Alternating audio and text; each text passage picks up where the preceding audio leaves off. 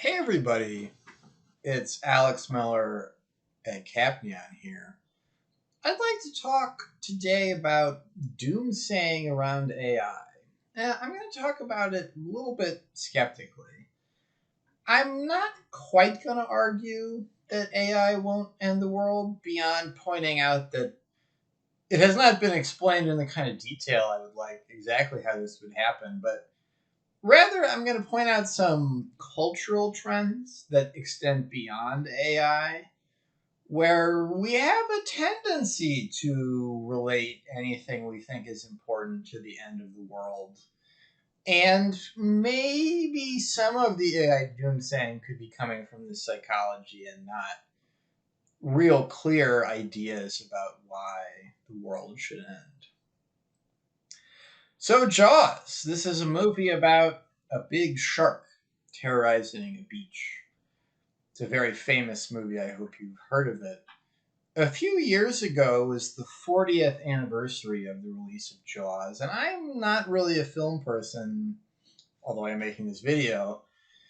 There was a lot of discussion about Jaws and its legacy, and I thought it was really interesting. And this discussion suggested there was a particular tradition of a particular type of film that grew out of Jaws. And that a lot of movies that come out today are somehow descendants stylistically and in narrative of Jaws.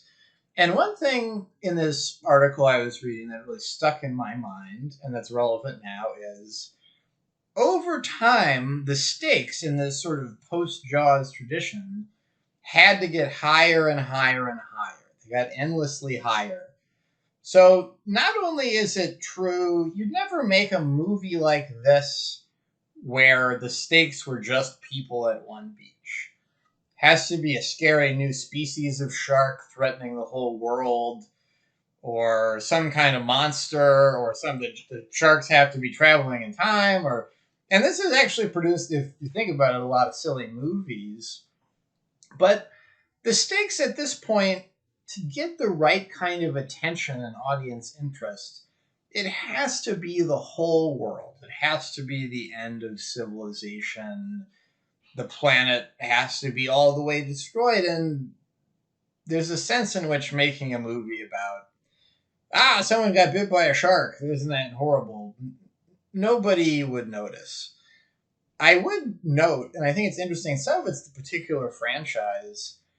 In the Marvel universe, they've moved on to the stakes being the extinction of life in multiple universes. And if you situate this in this Jaws tradition, I think it makes my point very well. So we have an implicit obsession these days, I would say, with the end of the world. People kind of can't see something new and weird as important if it doesn't involve the end of the world. I don't have time to give the issue justice, but when people talk about climate change, people talk about the extinction of humanity, etc. And I don't want to poo-poo these things too much, but it's the same story. It's a little unclear why the world is ending.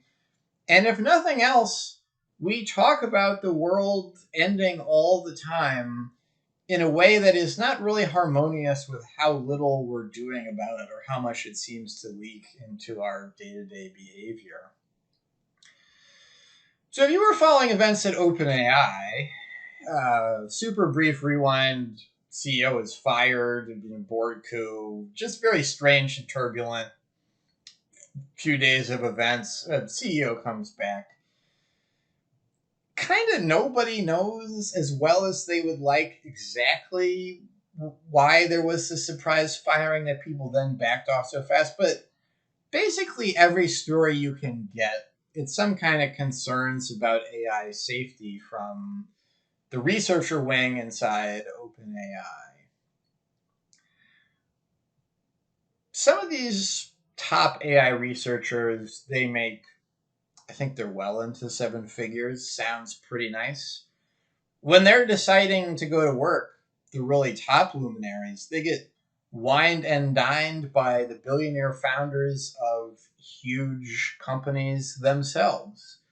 So everything about their professional life and how it's gone is reinforcing that they're really, really important. And there's a ton of really high powered business interest in AI, which I think is actually quite well founded.